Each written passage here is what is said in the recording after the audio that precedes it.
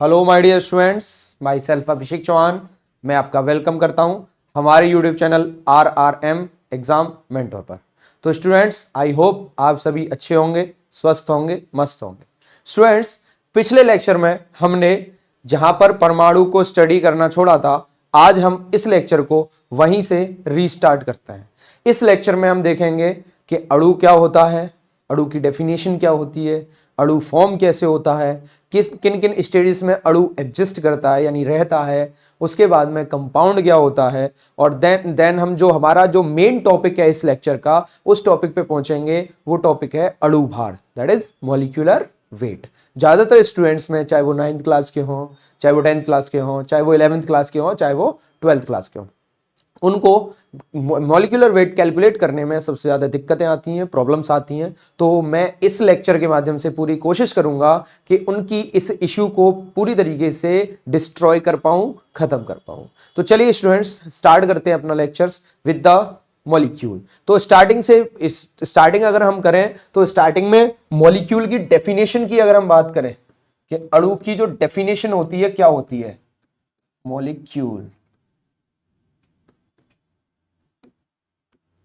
Molecule की अगर हम डेफिनेशन की बात करें तो मॉलिक्यूल की डेफिनेशन इस तरीके से हो जाती है कि जो मॉलिक्यूल होता है यानी जो अणु होता है वो किसी भी पदार्थ का, किसी भी मैटर का वो सबसे स्मॉलेस्ट पार्टिकल होता है यानी सबसे छोटा कण होता है जो स्वतंत्र अवस्था में एग्जिस्ट कर सकता है।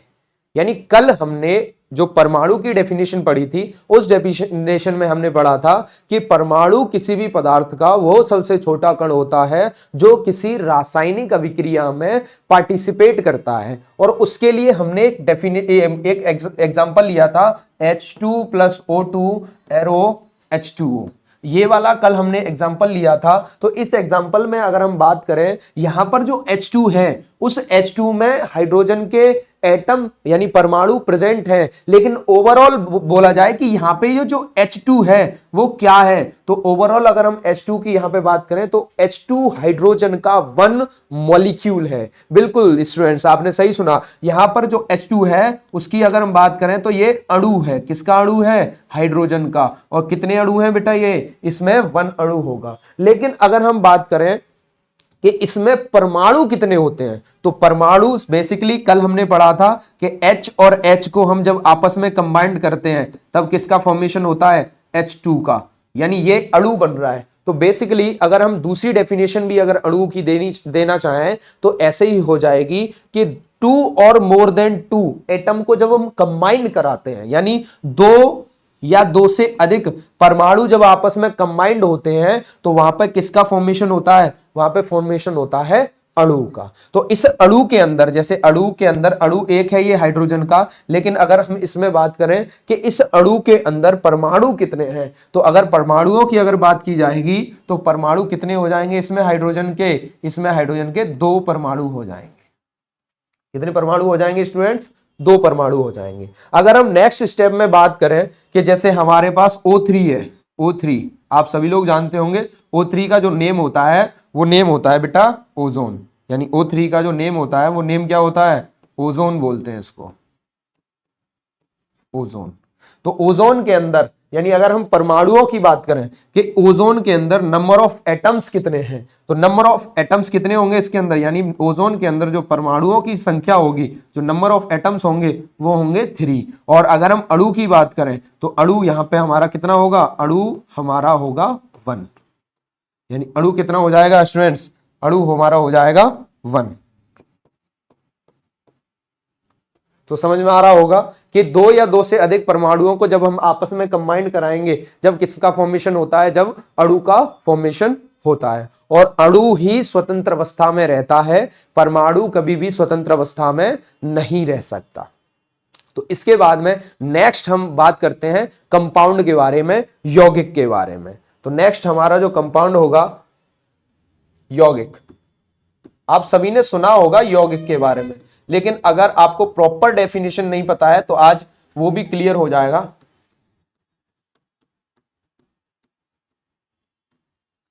कंपाउंड की जो प्रॉपर डेफिनेशन होती है वो डेफिनेशन होती है बेटा कि 2 या 2 से अधिक तत्वों को, 2 or more than 2 elements, when two or more than two elements combined with a fixed manner, यानी कि जब हम दो या दो से अधिक तत्वों को एक निश्चित अनुपात में मिलाते हैं, जब हम दो या दो से अधिक तत्वों को एक निश्चित अनुपात में मिलाते हैं तो वहां पर किसका फॉर्मेशन होता है, वहां पर फॉर्मेशन होता है यौगिक का यानी कंपाउंड का। तो इसकी डेफिनेशन ऐसे लिख सकते हैं कि जब दो या दो से अधिक तत्वों को एक निश्चित, ये यहां पर मेन पॉइंट है कि निश्चित अनुपात में, दो या दो से अधिक तत्वों का लिखना, दो या दो से अधिक तत्वों का एक निश्चित अनुपात में संयोग कराते हैं तो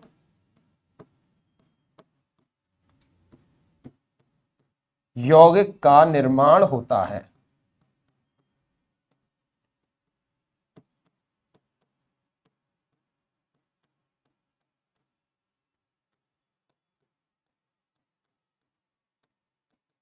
ठीक है, ये हमारी डेफिनेशन हो जाएगी किसकी, यौगिक की, कि जब हम दो या दो से अधिक तत्वों को एक निश्चित अनुपात में मिलाते हैं तो क्या वहां पे किसका निर्माण होता है, यौगिक का निर्माण होता है। जस्ट फॉर एग्जांपल हम बात करते हैं H2O की।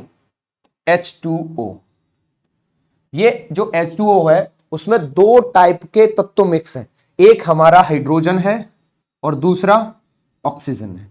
तो यहां पर हाइड्रोजन और ऑक्सीजन का जो अनुपात रहेगा वो ऑलवेज कितना रहेगा, वो हमेशा रहेगा 2:1 का रेशियो में, यानी कि H2O के अंदर जो हाइड्रोजन और ऑक्सीजन का जो अनुपात रहेगा वो रहेगा 2:1 के रेशियो में, यानी हाइड्रोजन के 2 परमाणु और ऑक्सीजन का 1 परमाणु। अब आप बोलो कि सर हम कहीं से भी, जी हाँ बिल्कुल, आप कहीं से भी वाटर ले लो, आप नदी का वाटर ले लो, आप समंदर का ले लो, आप आरओ का वाटर ले लो, आपके घर के सामने जो नाली जा होके गुजरती है उसका वाटर ले सकते हो, आप किसी का भी वाटर ले लो, उसके अंदर जो हाइड्रोजन और ऑक्सीजन की जो रेशियो निकल के आएगा वो ऑलवेज कितना निकल के आएगा, 2:1। इसी तरीके से नमक का फॉर्मूला तो आप सभी लोग जानते हो, जो नॉर्मल सॉल्ट होता है उसका फॉर्मूला होता है NaCl। तो NaCl नमक का नॉर्मल फॉर्मूला होता है, नॉर्मल सॉल्ट का ये फॉर्मूला होता है। तो इसके अंदर जो सोडियम है वो आपका 1 के रेशियो में है और जो क्लोरीन है वो भी आपका किसके रेशियो में है, वो भी आपका 1 के रेशियो में अवेलेबल है।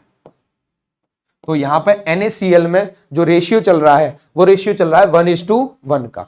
तो यहां से बेटा एक हम प्रॉपर वे में कह सकते हैं कि जो कंपाउंड होता है वो दो या दो से अधिक प्रकार के तत्वों का ऐसा मिश्रण होता है, यानी निश्चित अनुपात में मिलाया गया मिश्रण होता है, जिसको हम आगे चल के क्या बोलते हैं, कंपाउंड बोलते हैं, यौगिक बोलते हैं। काफी बच्चों को मिश्रण में और यौगिक में डिफरेंस नहीं पता होता, वो नहीं अंतर कर पाते कि मिश्रण किसको बोलते हैं और यौगिक को किसको बोलते हैं। वो यही बोलते हैं कि सर मिश्रण में भी हम तत्वों को मिला रहे होते हैं और यौगिक में भी हम तत्वों को मिला रहे होते हैं, तो फिर यहाँ इन दोनों में हम डिफरेंस कैसे क्रिएट कर पाएंगे। तो डिफरेंस करने का ये जो पॉइंट लिखा है मैंने, ये वाला पॉइंट इन दोनों में डिफरेंस क्रिएट करवाता है कि अगर हम बात करें किसकी, मिश्रण की, तो मिश्रण की जो डेफिनेशन होती है वो सिंपल डेफिनेशन होती है कि जब दो या दो से अधिक तत्वों को या दो या दो से अधिक प्रकार के तत्वों को हम किसी भी अनुपात में मिला लो, कोई सा भी, उसमें रेशियो कोई फॉलो नहीं होता, उसमें हम किसी भी अनुपात में उनको मिला सकते हैं, वो जो बनेगा उसको हम बोलेंगे मिक्सचर यानी मिश्रण। लेकिन यौगिक अगर हमें बनाना है, कंपाउंड अगर हमें बनाना है, तो कंपाउंड के लिए हमें ये चीज फॉलो करनी पड़ेगी, उसमें किसी भी तत्व को रैंडम किसी भी अनुपात में मिलाओगे तो आपका कंपाउंड फॉर्म नहीं होगा। अगर आपको किसी का कंपाउंड फॉर्म करना है तो वहां पे आपको निश्चित अनुपात लेके चलना पड़ेगा। बहुत सारे कंपाउंड्स होते हैं, जैसे आपने ग्लूकोज सुना होगा, ग्लूकोज का फॉर्मूला तो सभी स्टूडेंट्स को पता होगा, जिनको नहीं पता है वो यहां से देख लें।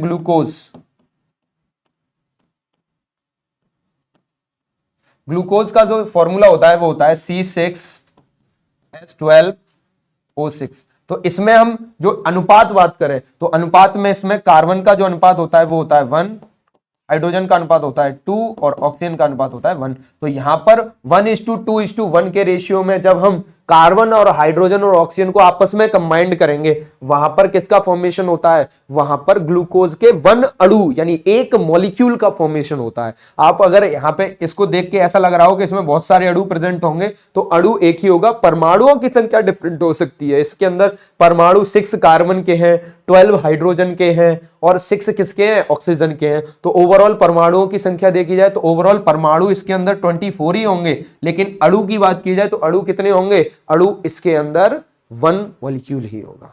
तो आई होप आपको कंपाउंड समझ में आया होगा कि कंपाउंड किन्हीं भी दो तत्वों को, 2 तत्व ले लो या 2 से अधिक तत्व ले लो, उनको एक निश्चित अनुपात में जब हम मिलाएंगे, निश्चित अनुपात में जब उनको कंबाइन कराएंगे तो वहां पे किसका फॉर्मेशन होता है, वहां पे फॉर्मेशन होता है यौगिक का यानी कि कंपाउंड का। अब कंपाउंड जब हमारा क्लियर हो गया है तो उसके बाद में हम आगे चलते हैं और हमारा जो मेन टॉपिक है उस टॉपिक को कवर करेंगे आज। उस टॉपिक का नाम है अणु भार यानी मॉलिक्यूलर वेट। नेक्स्ट जो हमारा जो टॉपिक है वो टॉपिक रहेगा स्टूडेंट्स अणु भार। बहुत सारे स्टूडेंट्स को इस अणु भार को निकालने में दिक्कत आती है।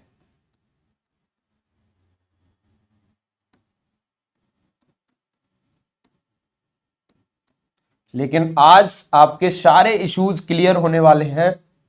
तो पहले अगर हम अणुभार में बात करें तो फर्स्ट हम अणुभार में देखेंगे कि अणुभार की डेफिनेशन किस तरीके से होती है। तो अणुभार की अगर हम परिभाषा की बात करें तो परिभाषा इस तरीके से हो जाएगी इसकी कि किसी भी यौगिक में उपस्थित, ध्यान रखना कि जो अणुभार निकलता है वो एक प्रॉपर एक कंपाउंड का निकलता है। तो इसकी डेफिनेशन भी इसी तरीके से हो जाएगी कि किसी भी यौगिक में उपस्थित परमाणुओं के परमाणु भारों का योग उस यौगिक का क्या कहलाता है स्टूडेंट्स, अणुभार कहलाता है। यानी किसी यौगिक में उपस्थित परमाणुओं के परमाणु भारों का योग उस यौगिक का अणुभार कहलाता है। तो इसकी डेफिनेशन लिखेंगे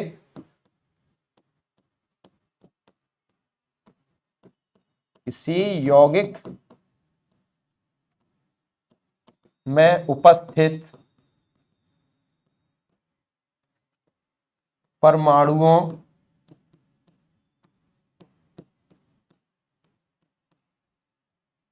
के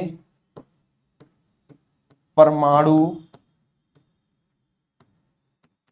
भारों का योग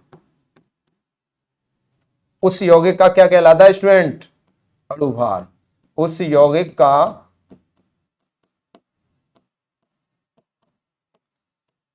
अणुभार कहलाता है। यानी किसी यौगिक में उपस्थित परमाणुओं के परमाणु भारों का योग उस यौगिक का क्या कहलाएगा, उस यौगिक का अणुभार कहलाता है। एक एग्जाम्पल के थ्रू समझते हैं। हमें एक एग्जाम्पल दिया गया है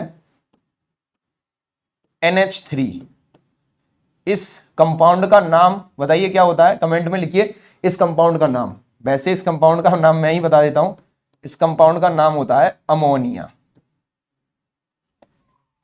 तो अमोनिया का अगर आपसे पूछा जाए कि अमोनिया का अणुभार कैलकुलेट कीजिए तो अमोनिया का अणुभार हम किस तरीके से कैलकुलेट करते हैं। तो देखो बेसिकली किसी भी कंपाउंड का अणुभार निकालने से पहले हमें 2 चीजें उसमें देखनी पड़ेंगी, हमें 2 चीजें आनी चाहिए। एक तो फर्स्ट स्टेप में हमें यह पता होना चाहिए कि हमें जो कंपाउंड गिवन है उस कंपाउंड में किस किस टाइप के परमाणु प्रेजेंट हैं। जैसे अभी ये हमें कंपाउंड गिवन है बेटा, अभी हमें ये कंपाउंड दिया गया है तो इसमें 2 टाइप के परमाणु प्रेजेंट है। एक इसमें नाइट्रोजन के परमाणु प्रेजेंट है और एक इसमें हाइड्रोजन के परमाणु प्रेजेंट है।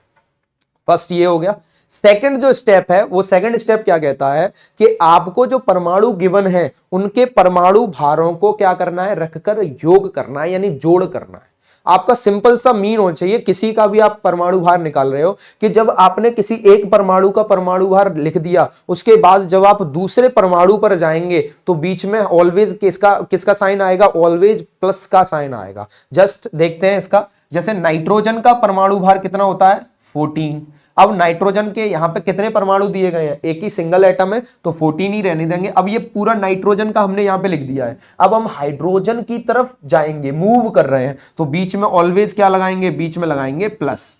हम हाइड्रोजन की तरफ जा रहे हैं तो बीच में क्या लगाएंगे, प्लस। अब हाइड्रोजन का कितना होता है स्टूडेंट्स, 1 होता है। हाइड्रोजन का मॉलिक्यूलर वेट कितना होता है, 1, लेकिन वो सॉरी एटॉमिक वेट होता है 1, लेकिन यहाँ पे हाइड्रोजन के कितने परमाणु हमें दिए गए हैं, तो यहां पर हमें हाइड्रोजन के 3 परमाणु दिए गए हैं। तो यहां पे हम मल्टीप्लाई कर देंगे कितने से, 3 से। तो इसको आगे सॉल्व करेंगे तो 14 प्लस 1 मल्टीप्लाई बाई 3।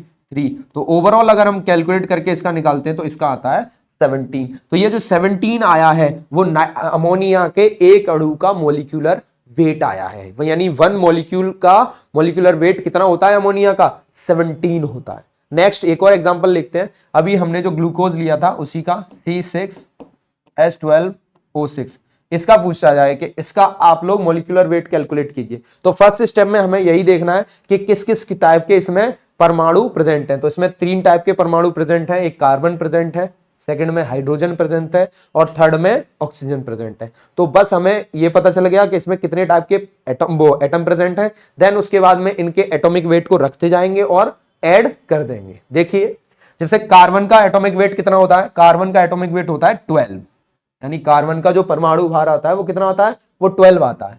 अब कितने परमाणु है यहाँ पे कार्बन के यहाँ पे एटम दिए गए हैं 6, तो यहाँ पर हम मल्टीप्लाई करेंगे 12 मल्टीप्लाई बाई 6। ये पूरा कार्बन लिख दिया हमने, क्योंकि कार्बन का वो जो एटॉमिक नंबर एटॉमिक वेट होता है वो होता है 12, और यहाँ पे कार्बन के जो एटम्स दिए गए हैं वो कितने दिए गए हैं, वो 6 एटम्स दिए गए हैं। तो 12 मल्टीप्लाई बाई 6, ये पूरा कार्बन हमने यहाँ पे लिख दिया। तो हम आगे शिफ्ट करेंगे हाइड्रोजन पर, तो बीच में क्या लगाएंगे, बीच में ऑलवेज यूज करते हैं किसका, प्लस का। तो अब हम हाइड्रोजन की तरफ चलेंगे तो हाइड्रोजन का एटॉमिक वेट कितना होता है 1, लेकिन कितने हाइड्रोजन है यहाँ पे 12 है, तो 12 से मल्टीप्लाई कर देंगे। अब पूरा हाइड्रोजन हमने यहाँ पे लिख दिया है। अब आगे जाएंगे तो फिर से क्या लगाएंगे, फिर से लगाएंगे प्लस, और ऑक्सीजन का कितना होता है 16, और मल्टीप्लाई बाई करेंगे कितना 6, क्योंकि 6 यहाँ पे दिया है। तो 12 मल्टीप्लाई बाई 6 कितना होता है बेटा 72, प्लस 12 और प्लस कितना ये 96। तो ओवरऑल निकालेंगे तो इसका ऐड करेंगे तो ऐड होके ये आता है 180, यानी ग्लूकोज के और एक अणु का अणु भार कितना कैलकुलेट होके आता है 180। तो आई होप आपको इस लेक्चर के बाद में अणु भार निकालने में कोई दिक्कत नहीं होगी। स्टूडेंट हम अपने अगले लेक्चर में अणु भार के बेसिस पे कुछ क्वेश्चंस अटेम्प्ट करेंगे, कुछ देखेंगे कि इनमें जो कॉम्प्लिकेटेड कंपाउंड्स होते हैं उनका भी हम अणु भार किस तरीके से कैलकुलेट करते हैं। तो आपको ये वीडियो अच्छी लगी होगी तो हमारे YouTube channel RRM exam mentor को लाइक करें, शेयर करें, सब्सक्राइब करें, और ज्यादा से ज्यादा बेटा स्टूडेंट्स इसको अपने जो साथी स्टूडेंट्स हैं उनको शेयर करें क्योंकि उनको भी केमिस्ट्री में जो इश्यूज आ रहे हैं वो इश्यूज उनके दूर हो सकें। तो चलिए स्टूडेंट्स मिलते हैं अपने नेक्स्ट लेक्चर में, तब तक के लिए थैंक यू एंड जय हिंद।